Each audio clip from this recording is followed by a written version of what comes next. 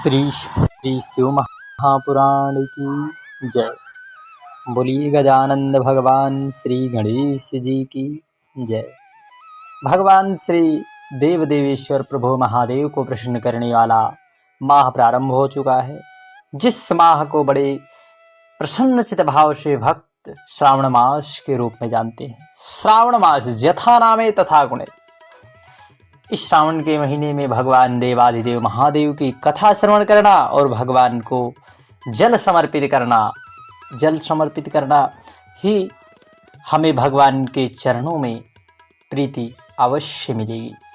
निश्चित है यही दो कर्म हमें करना है। भगवान शिव महापुराण की कथा और आप शिव महापुराण की कथा नित्य श्रवण करते आ रहे हैं। पीछे के अध्याय में आप सभी शिव प्रेमियों ने सुना कि किस प्रकार से बाणासुर का युद्ध हुआ और भगवान श्री कृष्ण और बाणासुर से युद्ध हुआ। भगवान श्री कृष्ण और भगवान महादेव से युद्ध हुआ और भगवान महादेव की कृपा से बाणासुर को गाणपत्य अर्थात गणपति का स्थान प्राप्त हुआ। गणपति का स्थान, जितना पद भगवान गणपति का है उतना बड़ा पद उन्हें भी मिला। आज के अध्याय में गजासुर के वध की कथा सुनेंगे। किसकी? गजासुर। कौन था गजासुर, क्या है चर्चा, आज यही कथा श्रवण करने वाले हैं। सनत कुमार जी बोले, हे व्यास जी, अब शिव जी के उस चरित्र को सुनाता हूँ जिसमें उन्होंने दानवेंद्र गजासुर को त्रिशूल से मार दिया तथा जब देवताओं के हितार्थ देवी ने महिषासुर को मारा था, जिसका बदला लेने के लिए ही उसके महावीर पुत्र गजासुर ने उग्र तप किया। भगवान ब्रह्मा जी की बड़ी कठोर तपस्या की, जिस तपस्या से त्रिलोक त्राहिमाम हो गया। तब ब्रह्मा जी प्रसन्न हो उसे वर देने के लिए आए।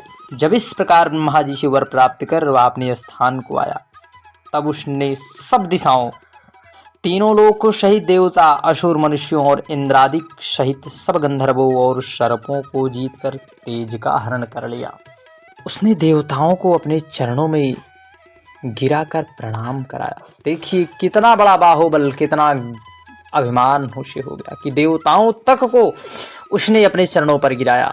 सबको प्रचंड आज्ञा देकर महेंद्र पर्वत पर जाकर क्रीड़ा करना आरंभ कर दिया। अर्थात वह विषय लोलुप में हो गया, अर्थात वह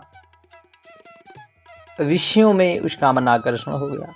शास्त्रों का उल्लंघन कर अपनी बुद्धि को पापमय बना लिया। पृथ्वी पर जितने भी तपस्वी ब्राह्मण थे, महिषासुर का पुत्र उन्हें क्लेश देने लगा। वह पूर्व का वैर स्मरण कर धर्मात्माओं को अत्यंत कष्ट देने लगा, अर्थात धर्मवान पुरुष को वह कष्ट प्रदान करने लगा था। जब वह असुर एक समय नंदनवन में गया तो उसके आतंक से वहां रक्षा करो ऐसा शब्द होने लगा, परंतु वह दैत्य सबको कष्ट देता ही रहा। इस प्रकार जब वह काशी नगरी में आया, तब उसने पराजित इंद्रादिक सब देवता भागकर शिव जी की शरण में गए, देव देवेश्वर महादेव की शरण में गए और प्रणाम कर बड़ी स्तुति की। तब शिव जी कुपित हो हाथ में त्रिशूल ले उस दैत्य को मारने चले। उसने शिव जी से बड़ा भयानक युद्ध किया और तलवार से शिव जी के ऊपर दौड़ा श्री कृष्ण। तब शिव जी ने त्रिशूल उठा उसका सिरोच्छेदन कर दिया, परंतु उसने उसे अपना छत्र माना और शिव जी की अनेक स्तुति की। तब शिव जी शीघ्र ही प्रसन्न हो उसे वर देने लगे। उन्होंने कहा, यदि आप हम पर प्रसन्न हैं तो मुझे मार मेरी इस देह के चर्म को अपना ओढ़ना बनाइए तथा अपना कृतवासा नाम कीजिए। तब शिव जी ने तथास्तु कहे। उसके उस शरीर को काशी क्षेत्र के मुक्तिदायक ज्योतिर्लिंग बनाया, उससे कृतवासेश्वर हुए। फिर शिव जी ने गजासुर के उस विस्तृत चर्म को ग्रहण कर अपना आच्छादन किया। बड़ा महोत्सव हुआ, काशीवासी प्रसन्न हो गए। सब देवताओं ने शिव जी को नमस्कार कर भगवान शिव जी की बड़ी आराधना की तब गजासुर वध से देवता शांत हुए। जो प्रेम सहित इस आख्यान को पढ़ता है व सुनता है वह बड़ा सुख पाता है और अंत में मोक्ष का भागी होता है। बोलिए भगवान देव देवेश्वर महादेव की जय। तब सनत कुमार जी बोले, हे व्यास जी, अब दुंदुम्भी निहलाद का चरित्र कहता हूं जिसे महादेव जी ने मारा। जब विष्णु द्वारा दिति का महाबली पुत्र हिरण्याक्ष दैत्य मारा गया तब उसके कारण दिति को बड़ा दुख हुआ। तब दुंदुम्भी निहलाद ने आकर दिति को बड़ा आश्वासन दिया और देवता किस प्रकार जीते जाएंगे इस पर विचार किया। तब उसने निश्चय तत्व निकाला। उसने कहा, इसमें ब्राह्मण आदि कारण है। तब उस दैत्य ने ब्राह्मणों का ही संहार करना चाहा, क्योंकि देवता तो यागभोगी होते हैं और यज्ञ वेदों से उत्पन्न होता है तथा ब्राह्मण इसके आधार है। इस प्रकार देवताओं को ब्राह्मण का बल है। तब संपूर्ण वेदों तथा इंद्रादिक देवता ब्राह्मणों के ही आधार पर बली है। यदि ब्राह्मण नष्ट हो जाए तो वेद स्वयं ही नष्ट हो जाएगा। तत्पश्चात यज्ञों के नाश होने से देवता भोजन रहित हो जाएंगे और तब इन्हें सुगमता से जीता जा सकेगा। फिर मैं तीनों लोकों में प्रतिष्ठित हो देवताओं की अक्षय संपत्ति का हरण करूंगा। ऐसा निश्चय करके वह दुष्ट विचार करने लगा और तपशील ब्राह्मणों की खोज करने लगा। जब उसे ज्ञात हुआ कि अधिक ब्राह्मणों की भूमि काशी है, अतः पहले उसे जीत कर फिर दूसरे तीर्थ हो जाऊंगा। तब दुंदुम्भी निहलाद काशी में आ ब्राह्मणों को मारने लगा। जो ब्राह्मण कुशा और सविधा लेने वन में जाते सबको वहीं पर खा जाता। वह कभी वनचर कभी जलचर होकर विचरता। वह बड़ा मायावी था। अदृश्य रूप में दैत्य कभी देवताओं की दृष्टि में नहीं आता। दिन में मुनियों की तरह ध्यान लगाकर मुनियों के मध्य बैठ जाता और रात्रि में ब्राह्मणों की पर्णशाला में प्रवेश कर निर्जन देख व्याघ्र रूप धारण कर ब्राह्मणों को फाड़कर खा लेता। इस प्रकार उस दुष्ट ने बहुत से ब्राह्मणों का वध कर दिया, मारकर खा डाला। एक समय शिवरात्रि में एक शिव का परम भक्त भगवान शिव जी की पूजा करके ध्यान लगाने लगा।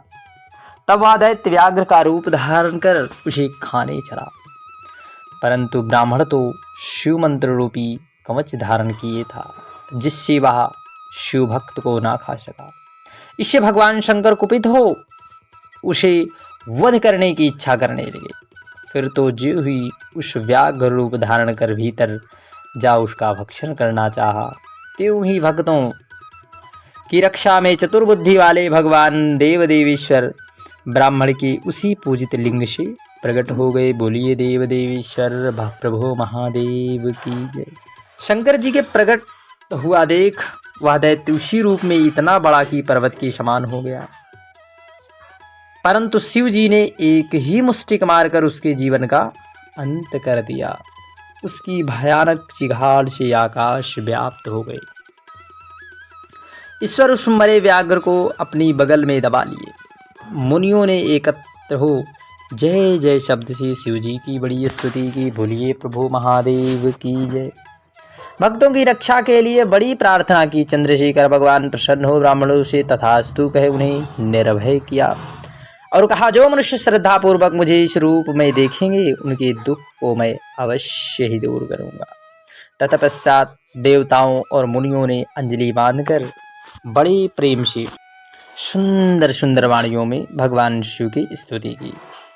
जो मनुष्य इस व्याघ्रेश्वर के चरित्र को सुनता तथा अन्य को सुनाता है वह अपने सब मनोरथ को प्राप्त होता है, उसके समस्त दुख दूर हो जाते हैं तथा वह अंत में मोक्ष का भागी होता है।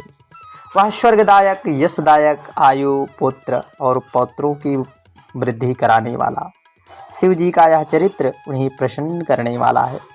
कल्याण रूप है, परम ज्ञानदायक, विहार करता, विहार हरता, विकार हरता अर्थात विकार को हरने वाले परम रमणीय है। बोलिए देव देवेश्वर प्रभु महादेव की जय।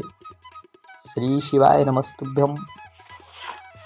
अब कल से आप सभी भगवत प्रेमी भगवान शिव महापुराण की शिव पुराण की कथा में हम सभी शतरुद्र संहिता का प्रारंभ करने वाले हैं।